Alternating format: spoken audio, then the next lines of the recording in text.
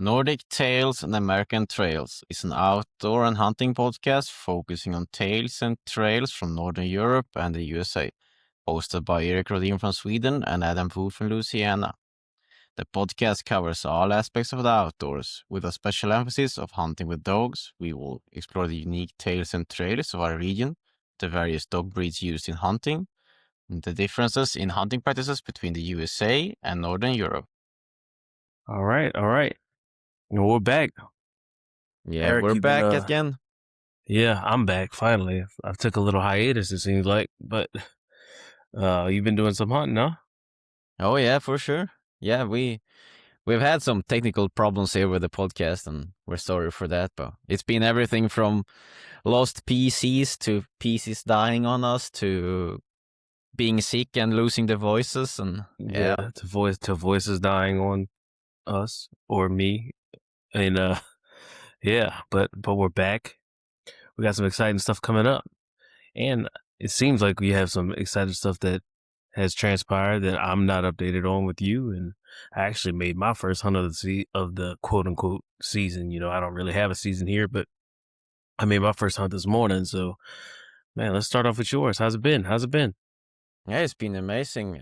So yeah, we're now middle to end of October, and our moose season here, which is the highlight of my personal dog hunting here every year, started now on 8th of October. So we're now recording 20th of October.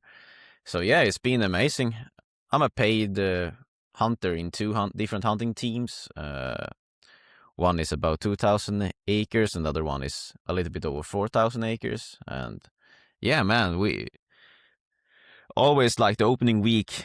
You're plenty of hunters, so the moose is very spooky or fast on their hooves, so to say. So not super amazing dog works, but yeah, we have had a very good opening week. Had two very good friends of ours come over to support with some dogs because, well, I can only be in one hunting team at the time, so they were hunting on one of my spots for the stars. So yeah, so opening day I hunted in the local village team here, the smaller one. We were only allowed to harvest one moose this season, so we actually got the moose, was it like 11 a.m.? So we hunted for 3.5 hours or something like that, and then we got the first moose, and the only moose for the season down, actually. And that was actually the first moose for my 3-year-old Daisy. Sadly, like, it was one of those cases, some of the hunters saw it when they were going out in the woods, so it was already jumped or spooked, so she tracked it, did never get to it before it actually got shot, but she tracked it all the way to past the shooter and then found it laying close to dead, 90 yards away from the shooter. So definitely should be helping her keep improving. So that was definitely fun. And she's the one that's more focused on moose, right? Yeah, I think they're all kind of ish focused on moose. My Russian European Laikas, they hunt everything similar to how Laikas should do. Now my youngest, the West Siberian, is definitely more hunting drive focus. I just think that, well, truth be told, with Daisy, she's now 3 years old, right? But the first season, she was very, very puppy-like. So I didn't really want to push her too much with the shooters and all that around. So I kind of hold her back the first season. And then last year, which would be like, my idea was basically to hunt her hard the whole season. Well, we got snowed in start of November. We had 2-3 feet of snow. So like, this is kind of her, even though she's 3, she's pushing 3.5 now, I think. Like, this is actually kind of her first real season, actually, me using her on huntings. Because, well, as I said, the first year she was very, very puppy-like, and I mean, like, a big angry moose cow can definitely kill a dog. So I hold her back the first year, and then last season we just got snowed in really, really bad. But it's a struggle. I think you can feel. I think our listeners as well. Like, you know that she's 3 years old. She should be close to her prime if she had a normal, like, if I could hunt her last year, she would have been obviously more evolved when it comes to the hunting. So she's freshly started, the term you guys use. She's very green when it comes to hunting. So I definitely struggle with it, man. Like, she's 3 years old. She should do better. One part of me feels, and then you like take a step back and like, well, she's actually maybe been on, what can it be now, 25 hunts. Like, expecting her to hunt fully after 25 times in the woods. Now she's been in the woods a bit more, but like on hunts. That's something I've been struggling with the whole season so far. So is there like a mentality over there, like where there's a certain age that it may be where you may think like, hey, it's too late to start this dog, they're getting too old, or because obviously for me, 3 years old, maybe back when I was younger, I'd have thought maybe that's a little too late. But now the more I learn about dogs, and the more dogs that I've experienced, is that's far from too late. You know what I mean? Is there like a mentality over there that like there's a certain threshold that the dog should be at certain ages, and like is there a spot where they're like, okay, it may be too late for this dog and then you just need to be a pet or something like that? Oh yeah, definitely. Especially if you look on social media, right? If a dog isn't like moose champion or hunting moose like crazy before it's 2 years old, that dog is never going anywhere and all that. I think I see the same thing in America. It's like the whole society is so stressed that like you need instantly rewards. Like you can't even look or listen to a podcast reel on social media without there's being a car or something driving around at the same time to keep the younger generations even listening to something. Like everything is so fast paced.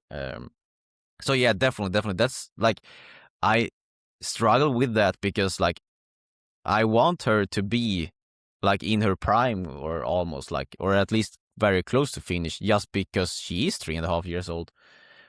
But at the same time, she has not got the time in the woods for even being close to being there. So like, you can't blame the dog for that. And as you said, like, the more and more I'm around, especially, I'm not gonna put Laikas as their like it's slower starter, but if I compare them to Norwegian and Swedish elkhounds, a Norwegian and Swedish elkhound will only look for moose, right? So like, you let a 9 or 10 month old Swedish or Norwegian elkhound loose, they will look for a moose. While our Laikas, she might spend an hour looking for a squirrel or a capercaillie or a black grouse.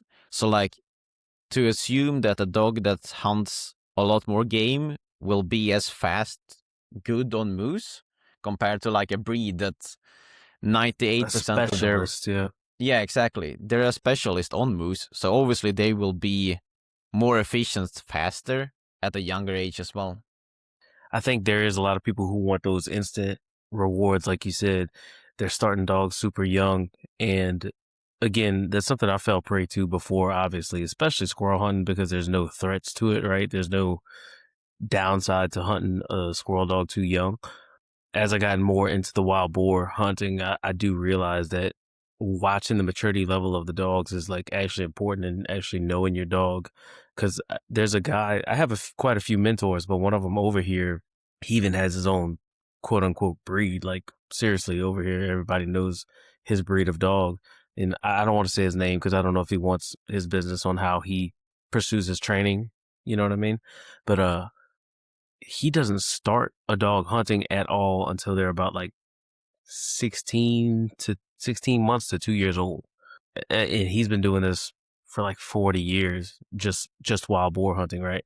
And he just believes kind of what we've talked about previously is like, if the dog's too young and too immature, they can just get ruined way too easily.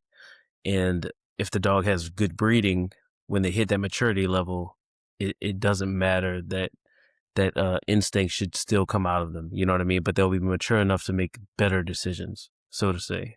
So it's just an interesting belief, you know?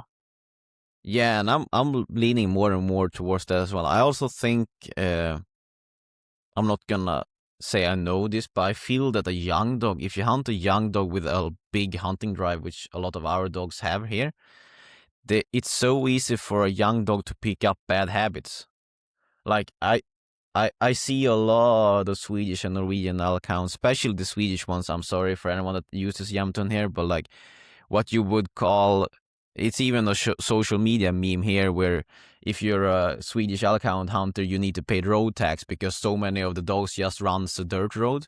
Like they learn from an early age that, oh, they hit the dirt road and they're not really 100% focused on hunting, so they just go on the dirt road, and obviously it's super fun and super exciting for a young dog to just run full speed on a dirt road, right? And then they learn that because they run the dirt road and then they win the moose, similar to like road hunting in the USA. And then obviously they go into the woods and they bark at the moose. And then obviously if you start a young dog, you want to go there and try to shoot the moose, right? So, but what you've learned, what you teach that dog then is if you get up on the dirt road and you run that for maybe a mile or two, you're sooner or later gonna win the moose, similar to how you would start a road hunting dog in America. And I think that's a big part of like starting dogs a bit too young. Like, obviously, a 9-month-old Swedish elkhound will try to hunt, but then it might get on a dirt road, as I just said, and then it's just super fun to run that full speed ahead because everyone that has dogs knows it's fun for them to run as fast as they can. And then if you're unlucky, they win the moose, and that moose gets shot. And then that dog has learned, if I run this dirt road, fun things gonna happen. Well, it's funny that you compare that to road hunting, which is basically the exact same, because I've experienced that already. I've taken Laikas that were just exclusively road hunted, right?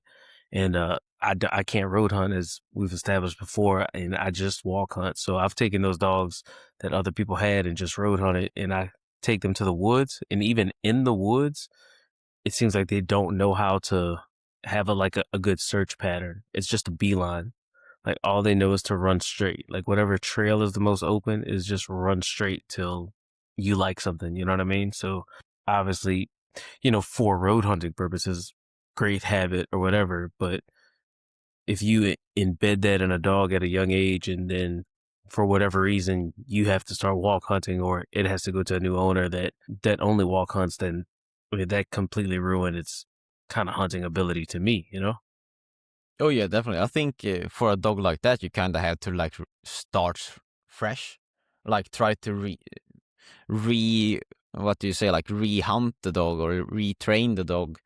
This is how I expect you to hunt, and I think that's a big part of a lot of our Jämtunds or Swedish elkhounds that runs roads is that their hunting drive is so big and they're so fast. So they hit the dirt road and it's obviously fun to run it. And then if you're unlucky and they pick up a moose and it gets shot, then, well, that dog has learned, as you said, like a road trained dog will just go straight. And I mean, dogs aren't stupid. The path of less resistance is obviously a lot easier to travel. It's a lot easier to run a road than to run through the woods. Yeah, for sure. Well, look, before we go off on like too far into a tangent with this, because I can talk about this all day long if I'm being honest, but I'm pretty interested, especially because we can talk about wild boar hunting and have like a bunch of mutual conversations with that. But something here, for us here in the U.S. that is far less common is pretty much your specialty, which is moose hunting. So if we can, let's dive a little deeper into that world, man. Just kind of everything that you would want to talk about as far as moose hunting goes, with dogs Yeah, especially. yeah, sure. I think we can start a little bit. So last episode where I did some wild boar trials and all those numbers, like I think we got a lot of feedback and people liked that. So we're gonna start with some background information because the moose populations varies obviously, right, from both Scandinavia to Canada to Alaska and everywhere. So a big part here is that we actually shoot both calves, cows, and bulls, which is something, it's not unheard of in a lot of parts, but like a lot of the moose hunting in different areas of the world is basically you're going after that big bull, right? So in Sweden, Norway, and Finland, we have about 500,000 mooses as a estimated population.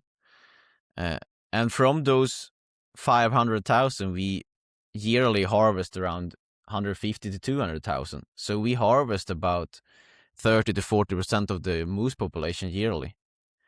If you then compare that to Canada, which has around 1 million moose, they harvest 40 to 50,000. So they harvest about what's that? 5% of the moose population yearly.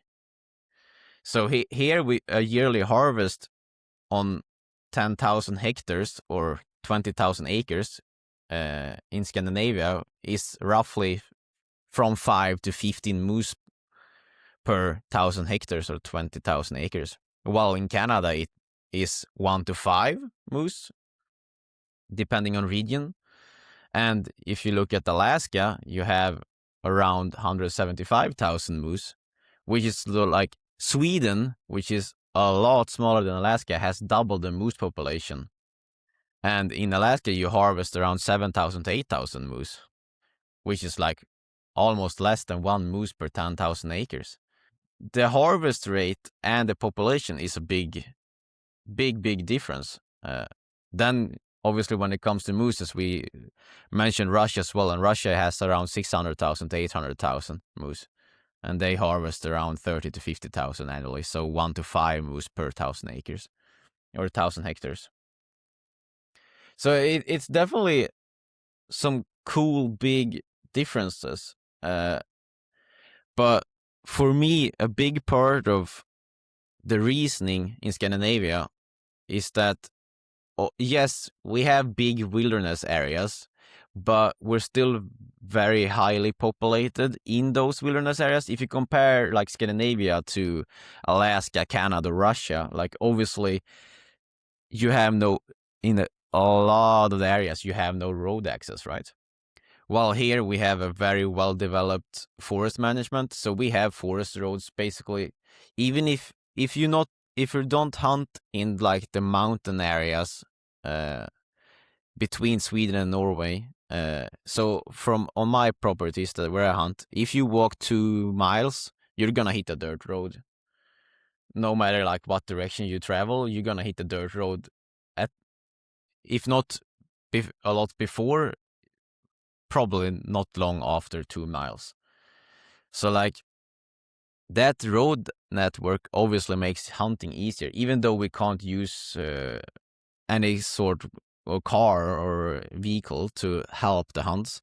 Like obviously like putting out shooters and keeping track of the moose and all that is a lot easier. The land uses then with the forest management in Scandinavia, particularly Sweden and Finland, we have very managed forest, and we are by law required to replant forest. So if you clear cut an area, you have to replant it, mostly with spruce or pine. But you're also gonna get an abundance of young saplings growing in the clear cut. So the amount of primary food for moose is very, very high compared to if it was less forest managed, if that makes sense. So like our moose compared to a moose in Canada or Alaska will have access to a lot of more primary good quality food with the young saplings growing. It would be similar to in Canada or Alaska if you have a burn, like a forest burn, then the first years after the forest fire went through, you're gonna have a lot of saplings, which is gonna pull in both moose, deer, and different brown bear or black bears, obviously, because a burned area will regrow with higher quality of food, if that makes sense, compared to like there's not that many animals that can utilize a full-grown tree except maybe a beaver. So it's both numbers wise. So like we have more moose simply because of our active forest management, which gives a higher quality of food for the moose, which means they can be more in numbers. But we also have a very, very strong management, and like moose hunting in Scandinavia is very highly organized, and it's like the main hunt we do. I think you can maybe compare it to like whitetail hunting or something in America. Like if you're a hunter in Sweden, you're gonna hunt moose. There might be 5% of the hunters that don't actively hunt moose for a weekend, for a week or a weekends. Like if you're a hunter in Sweden, you 99.9% sure grew up with hunting moose, especially if you grew up after the 80s when like the bigger forest management kicked in and we started to clear cut a lot more in the 60s when the machines arrived. And with such a high harvest rate, you know, like you said, 30-40%, is that affecting your numbers year by year? What are those numbers looking like? Are they increasing, decreasing, staying about the same? No, I would say the last 10 years, especially in Sweden. So like the plan from the government with our wild biologists and especially also our forest management companies, like the landowners, as everything here is private, as we talked a lot about, like the landowner has a lot to say.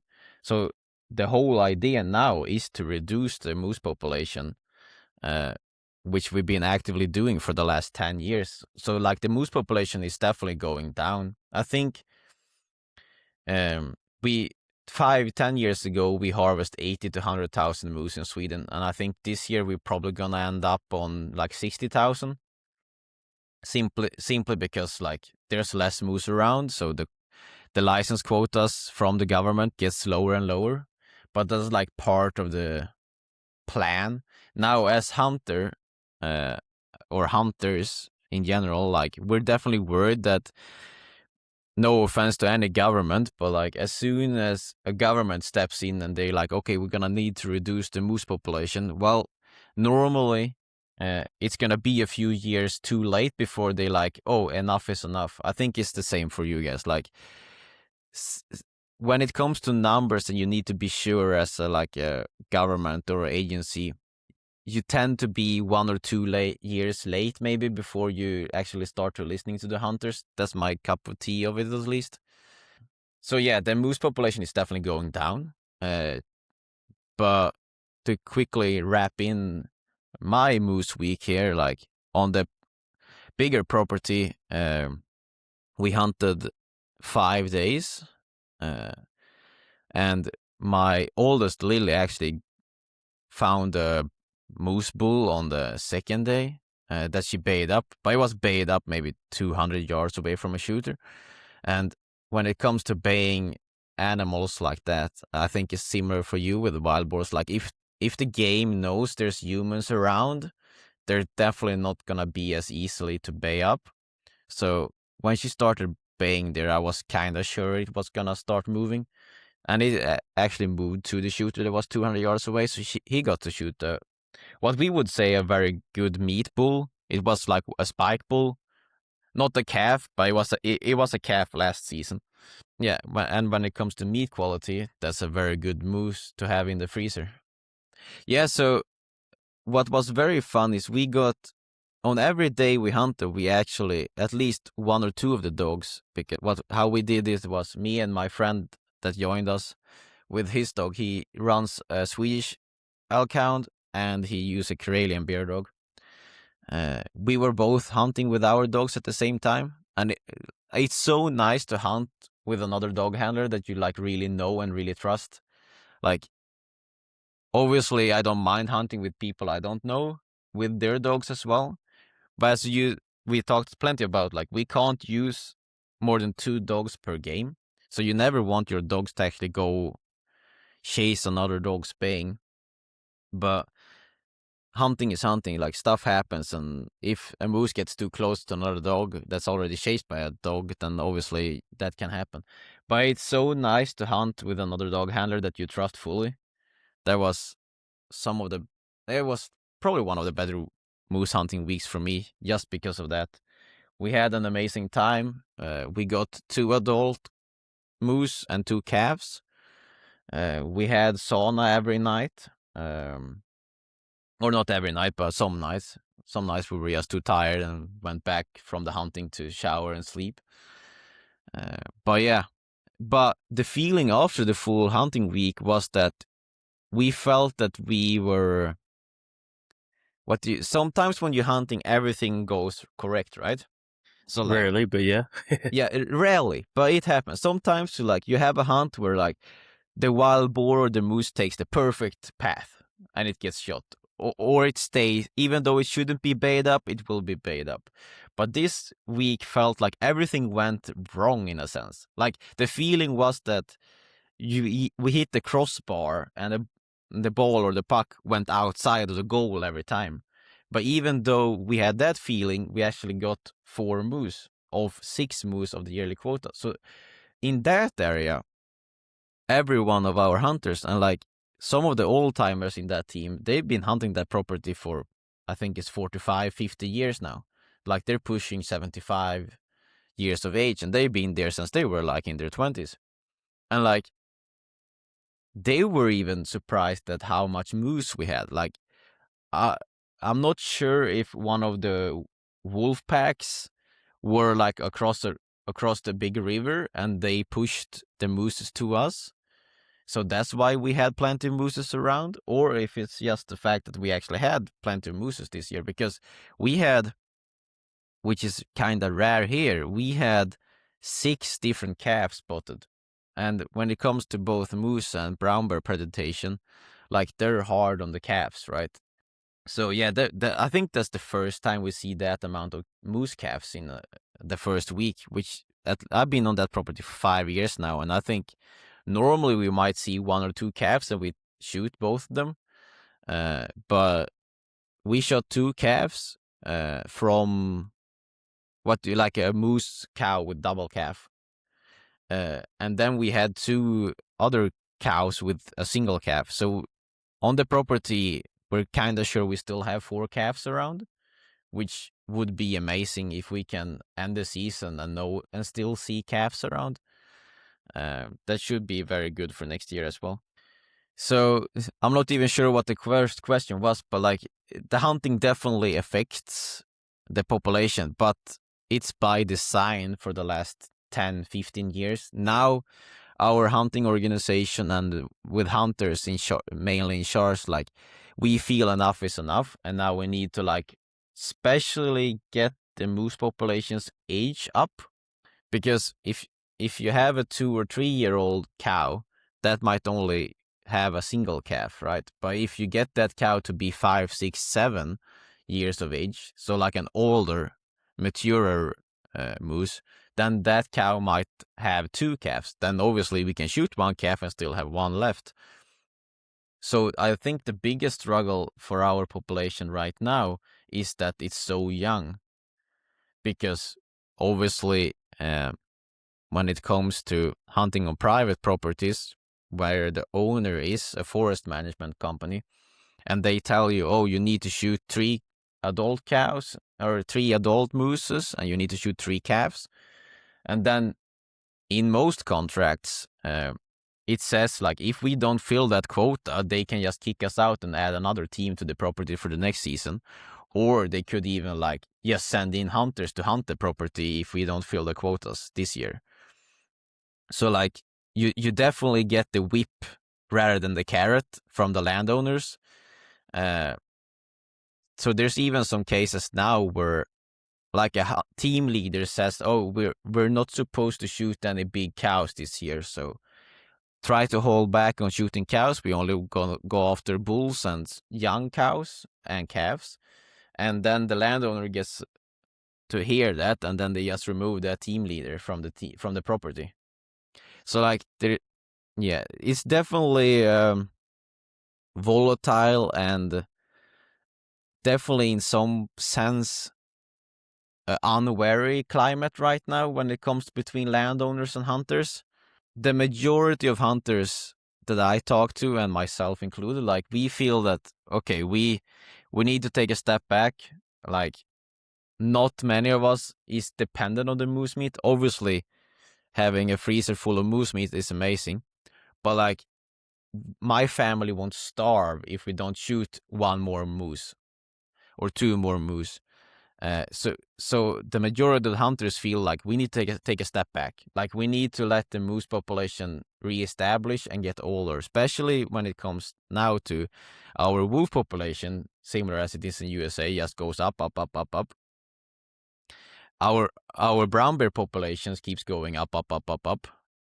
So like that's the big struggle personally for me, is like how much can we actually harvest this year? How much can we harvest next year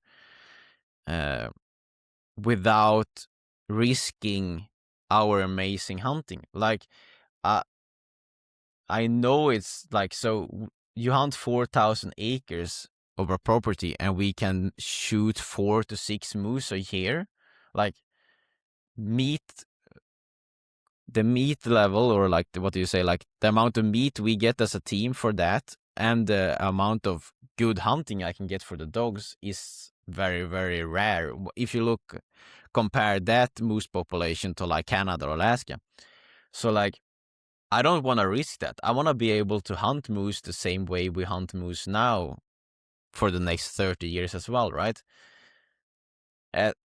At the same time, I don't want to be kicked out from the property, right? So it's definitely a unique situation. It's like, yeah, it's definitely a struggle, and I know a lot of hunters like struggles with it. Like, it's very easy to sit on social media and say, well, if they kick you out, just tell them to go F themselves and hunt somewhere else. But like, Yeah, right. it's not that easy, right? So for me, I have my dogs. They need their hunting in them. As we talked earlier, like with Daisy, she hasn't got enough time in the woods, so she's a very, very green, fresh starter dog, even though she's 3.5 now. Now she's been so immature. I don't think that's actually, as we talked about earlier, I don't think that's bad for her. I have very high hopes for her. She also actually got to bay up a moose during opening week, which was amazing. She tracked out 500 yards from me and started opening up on a moose. And then she instantly, like, maybe did 20 barks, and then she went back to me. But I could, like, tell on her, like, she was a bit worried, she was a bit unsafe, but she was very excited. So I slowly walked with her, maybe 200, 250 yards, and then she took the track again. And luckily enough, that moose only maybe moved 300 yards. So then she bayed it up again. And then she went from like barking very, very, I think you have experienced this as well. Like the first time a dog finds a new game or like bays a game, like Daisy has been running after moose that doesn't stop before, right? But that's a lot less pressure on the dog. A moose that just runs obviously isn't as scary as a moose that turns and faces the dogs. It's on topic, but off topic a little bit. Shoot. I just want to see how common or not uncommon this is. But whenever your dogs or any Spitz types over there, whenever they, especially at a young age, when they first jump up or jump, whatever you want to call it, a wild boar or a moose, and the animal gets to running, do y'all ever have that first vocalizing where it's almost like just like a yip, like a high pitched yip and squeak behind the game, just for like the first whatever sprint of excitement, and then they stop until they get it stopped? Then they stop making any noise until the game stops? Yeah, definitely. Especially my friend's Swedish elkhound had that, like, super yippy barks and running like 20 kilometers an hour after the moose, super excited. And they're like, wait, this feels wrong. I should just be silent, and then go silenced and try to catch up with it. So yeah, I wanted to make sure, because that's what Kylo still, and it's funny because Kylo, he's young. He's 2.5. So he'll be 3 in April. So he still does that every time he jumps up a pig, and especially like my hunt today. This was his first hunt since like March. So he did it with that sow he jumped up today. He did it like a good bit more than he normally would, and I'm just assuming that's just because he's been laid up and he's excited to be back out. You know what I mean? So I was just making sure that's a fairly common thing, nothing to be upset about. You know what I mean? Nah, I would say it's a common thing. My young Sarah here, I actually hunted her here for you earlier today, but for me yesterday because it's morning here and late night for you. And she did that for 300 yards of the red fox. So apparently the red fox came over the clear cut and then probably heard me or heard the dog. So it just laid flat down on the ground, right in front of a shooter. Now, as I started my young West Siberian Laikas Sarah, that's 10 months old now, I obviously don't want them to shoot red fox because I want her to focus on trying to find moose and wild boar and red deer and all that, and not trying to play with a fox. But apparently Sarah got within like 3-4 yards of where the fox actually bedded down. And then obviously the fox took off running full speed, and Sarah obviously tried to like something in between playing, hunting, and catching it, chased after it, and it sounded like one of those. It was very, very, very light, and it was like instantly on the radio, what did she jump now? And he just said a red fox, and I was like, okay. Right. Okay. Well, I'm And just happy it's a common thing. yeah, I think, especially when they're young, I think it's a very common thing. So back to Daisy. So the first, she actually didn't do, she did more of a like, the opening on the moose. You could, as we talked a lot about with Laikas and Spitz dogs in general, and even hounds, obviously, you can hear on the bark or the bay, like, I'm not sure if you can say emotion of the dog, but like, you could definitely tell that on the first one, she was very worried or like not sure. Like, it was more, it was as much like protective bark as it was like hunting bark. But then when she came back to me and I pushed her on and she found the moose again 300 yards, that time it was more like, oh, this is fun. I should do this. And then the moose actually moved another 400 yards. And there she actually got to bait for maybe 3 or 4 minutes at least. And then she actually sounded very sure of herself. Like, you could she really barked out or like barked. I know Kylo does this for you as well, like a very deep baying voice, if you want to use the term. And then I was like almost goosebumps, a little bit of tear, and then I looked at the map and was like, oh, the moose is most likely gonna head this direction. It should be a shooter there. Then I looked at the Garmin. Yeah, it started to move. I'm 300 yards away, and I'm not gonna get there in time. And then I was like, it went 20 yards away from the stand. Why did it not say bang? And then I hear on the radio, oh, I noticed I'm on the wrong stand. I saw the moose 200 yards away. I was like, no, no, you didn't.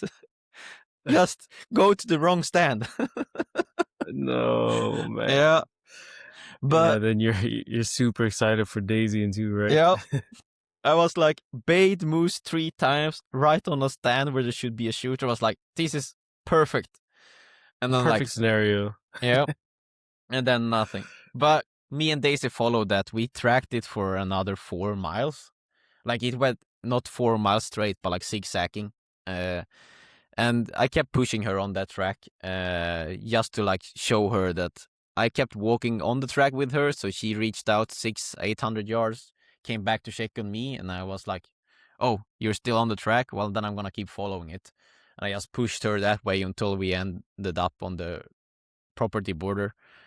And for me, that's like, I'm not sure if it's the right way to do it, but for me, that's my way of like showing a young dog that I want you to chase this, and I want you to chase this a little bit further than you're doing, because currently Daisy is a bit short.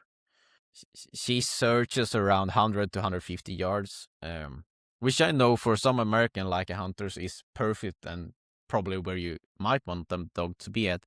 While for me, I want the dog to at least reach out to 400, 500 yards, because it frees up a little bit. Like, if you have a dog that's within 200 yards from you, like as a hunter or a dog handler for me, like, then I need to walk really silent all the time. If the moose is 250 yards away from me and I don't walk silent, then that moose is never gonna be bayed up. While if it's 500 yards away, like, obviously I can't go there shouting and talking in the phone and all that, but like, I can walk a little bit less sneaky. Yeah, and especially like like you said, you have a lot more open terrain.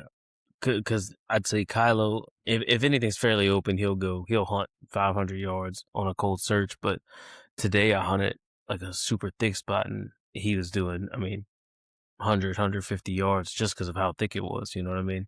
So I think that matters a lot too. Oh yeah, definitely.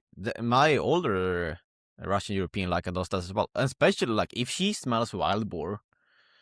So if I hunt her around here, we don't really have that much wild boar. So like we don't have thickets that like if you go into a thicket, I'm sure you have this. Like you can smell. Oh, there's been wild boars in here, bedded down. And I mean, if we smell that, the dog smells that 3 or 4 days later as well.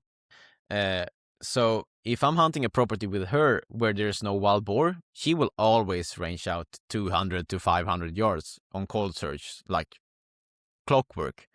But as soon as she picks up the little bit sense of a smell of a wild boar, she's instantly like maybe 100, 200 yards, and she's gonna check every spruce thicket. Like you can tell instantly, oh, there's been a wild boar here within a few days, and now she's gonna check everything, every place where she thinks there might be a wild boar bedded down. Man, that's what it was today. It's like, so the spot we hunted today, again, not to get off on the moose, but it just pertains to what we're talking about, I guess. We're walking in so much sign, and so you would think it'd be a good thing, which it is, because the boars are obviously there. But at the same time, it's like you said, he's hunting closer and searching every palmetto thicket and every little possible bedding area. So, and you're trying to find one bedding area out of all of this. You know what I mean? It's a lot more complicated than it would seem. Because of the sign, you would think, oh man, we should get on boards instantly, right? But it's almost too much scent. Yeah, especially. And I think like if you have one of those thickets where like, oh, let's say it's 100 acres. I'm not sure if your thickets are that big, but like okay, let's say 20 acres. Like I think at times it's easier for a wild boar to get missed because it's basically wild boar smells everywhere, right? Uh, Exactly, so exactly. so the dog really needs to shake every bush because, as you know it and I know it, like those pigs, they can bed down until the dog or yourself. Like I've had cases where the dog has searched an area because I never want to walk into an area before the dog has been there, right? Because you don't want to bump a game that the dog hasn't spotted. And the dog goes maybe 200 yards away, and you follow the track on the Garmin or whatever GPS collars you're using, uh, and then you're like, "Wait, I smell wild boar here." And then you start looking around, and then you walk a little bit, and then you walk for us past the spruce brush, and there's just a 30, 40 kilo boar just takes off 1 yard in front of you, and the dog's been 5 yards away because they will just stay put until either you or the Super dog. tight. Yeah. Yeah, I've done that. We've done this countless times, man. It's crazy how tight they'll sit sometimes. And like you almost step on them sometimes. Oh yeah, definitely. And it's funny. They almost like stay put like that, like a rabbit or something, and then they just take off, and then they take off full speed, and then you get those yip, yip, yip, yip, yip from the dog trying to catch it. Okay, I'm glad it's not just me. No, no, no. So when you're with your dog, when you're with Daisy or any of your dogs, and you're hunting moose in an area, when you're just cold searching for a moose, are you just following your dog, or are you like actively working trails, or do you have cameras and stuff where you kind of know where the moose should be? Yeah, a little bit of both. So in general, so the property we have, the main property I hunt is 4,000 acres, and then we've divided that into maybe 5 or 6 in different areas, and then we're gonna place shooters around that area, and then obviously the goal for me is to find a moose within that area. So I'm gonna try to keep the dog within that area, and I don't want I don't really, I wouldn't really mind, but like if one of my dogs goes into another area of the property and bays a moose, then there's no shooters around. Obviously, for me, the baying might be better, but like the opening week is a little bit special, right? Because it's a homecoming weekend in a sense, like everyone's in the woods. So like what we dog handlers says here, like October basically, like you hunt more for being social, being with friends. Like you're not looking for, obviously you dream of the amazing baying for 2 or 3 hours on a moose, but like it doesn't really often happen because there's more people in the woods, there's car doors slamming, there's people talking, there's basically hunting all around your property as well. Like it's not only us out, like everyone in the whole county is out hunting moose. So the whole forest knows like moose hunting is going on. So in general, I would walk into an area, preferably with the correct wind. So obviously with Laikas and Spitz breeds in general, you want the dog to be able to work the wind as well, and not only tracks. So I want the dog to be able to work with the wind. So you walk towards the wind direction, and then I try to make sure, like similar to wild boars, areas where the moose wanna be bedded down. It might be up on a hill so they can smell and see long distance, or it might be in a young pine forest. Obviously, all game animals need access to water. We also put out like salt stones. So like a salt mineral stone that the deer or moose likes to lick.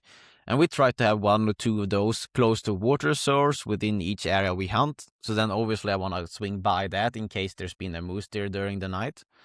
But yeah, in general, I just try to make sure the whole area is walked over.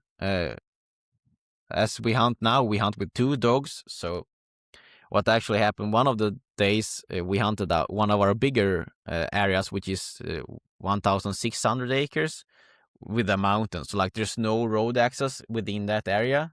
So all the shooters are like placed around it.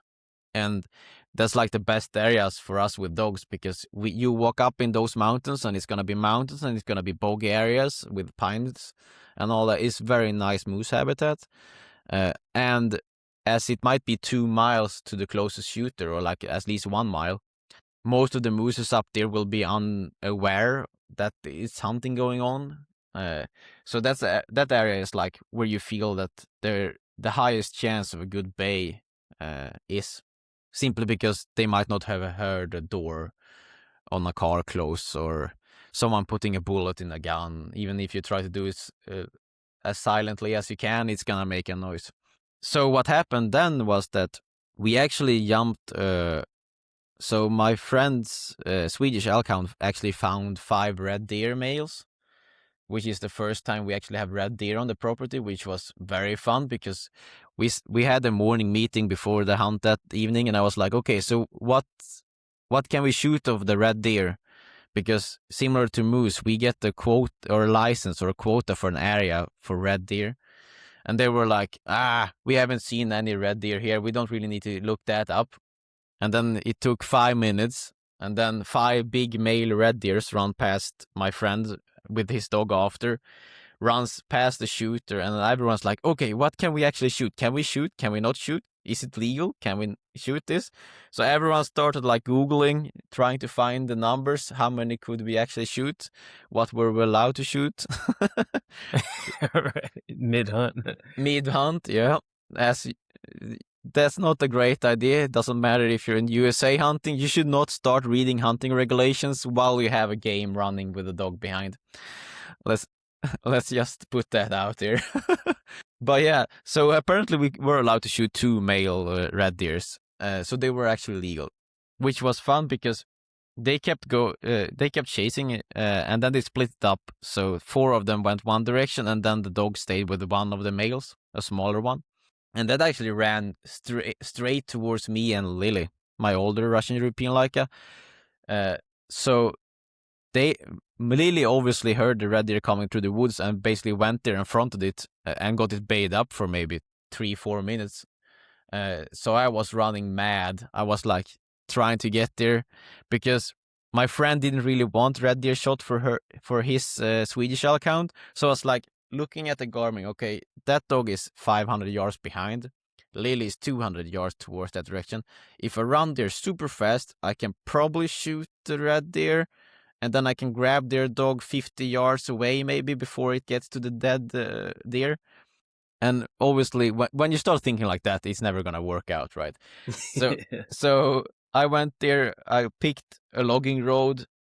I had two logging roads, like not roads, but like where the machine has driven through the forest. So you have 4 meters opening in the thickets. So like, and I picked one, and obviously the deer and the dog went in the other one. And then Lily chased that for 4 miles, I think, through the whole property through the area where we were hunting, and several people heard them but never saw it. But what actually happened then? So then I put a leash on the Swedish elkhound, my friend's dog, and then I basically walked that into the woods and let that dog loose a bit away from the red deer track. Obviously, the main goal was moose. And then that dog basically hunted a little bit with me until the dog winded the owner and went there. And that's a benefit when you hunt with dogs you actually know. So yeah, that was our moose week here. So we got one moose on the small property around my house, which is the only moose we're gonna hunt this year. And then we got 4 mooses on the property up north a little bit. And there we're gonna hunt next weekend as well. And then we're gonna feel kind of happy with the hunting. License-wise, we have 1 adult bull and 1 calf left to shoot. So we will see. Hopefully we can get the bull, and then we can leave the calves for us dog handlers to basically train young dogs on, because our dog season ends in January. So it's a long season, and it would be nice to have a calf left to shoot if one of the young dogs actually do very nice baying.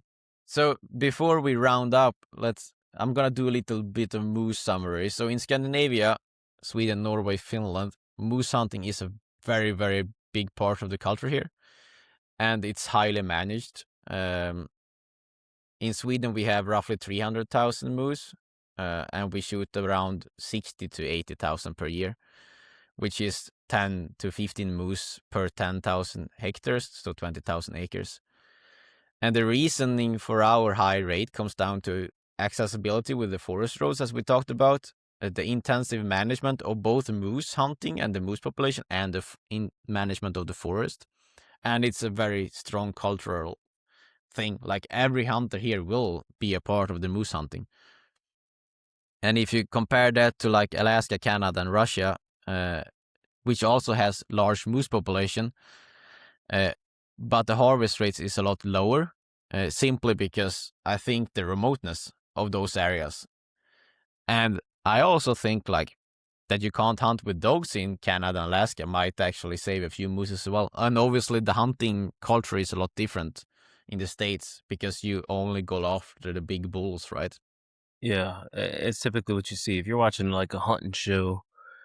It's something I noticed too. If I'm watching a hunting show where they hunt moose and without dogs, obviously they're always going after the big bull. But if I watch some Swedish drives and stuff like that, I mean, it's almost more rare to see big bulls taken. Yeah, because our big bulls here have learned to survive. Right. I mean, they don't get that big for no reason. Yeah, Exactly. Right. I think that's a good moose episode for us. Yeah, I mean, I enjoyed it myself. Like I said, just being here in the U.S., it's something that we don't get to. We can all relate to most of the other hunting, especially wild boar, right? But the moose is something that's completely foreign for us, and something I'm eager to do. Yeah, one of these days we have to get you to Sweden to get you on Oh, some I'm moose coming. hunts. So yeah, thank you for listening to this. We're actually not, me and Adam has not actually decided this. I'm not sure if this is gonna be this week's episode. That might be this week's episode actually, and then we gonna, hopefully, if all the technology is with us, we're gonna record another episode later for me and tomorrow for Adam with a very interesting guest. So we hope everything works out in that sense, and then that's gonna be out in 2 weeks then with a very cool guest that also obviously hunt like us. To follow that, we should have quite a few, at least what we think, very interesting guests on. So stay tuned for that. Hopefully all goes well according to plan, and the next few weeks we should have some very interesting guests on that I think you can get a bunch of different perspectives on, because I'm pretty sure almost none of them for at least the next couple weeks are doing the exact same thing as each other. You know what I mean? So Oh yeah, yeah, definitely. And like as last week was a little bit of special. Like the idea of last week's episode was actually to just be an extra one. But like, please give us feedbacks and ask questions. Like, it's very, very nice to have a podcast conversation that relates back to a question from the listener, because then we know at least one person is going to enjoy that episode, right? So like and share the podcast. Like, we're pushing 1,200 people on Facebook now, but we're not that many people that actually listen to the podcast. So if you enjoy the podcast, share the podcast, tell your hunting buddies about it, tell your dog friends about it. But for anyone that has been listening, I mean, this is episode 11. We're very happy that you're here. We're having a good time, and we hope you're having a good time. Yep. Like I said, the few loyal ones are the ones that keep this motivation going. So we appreciate you guys tremendously. And yeah, I think that's a perfect way to conclude it, man. Take care, guys.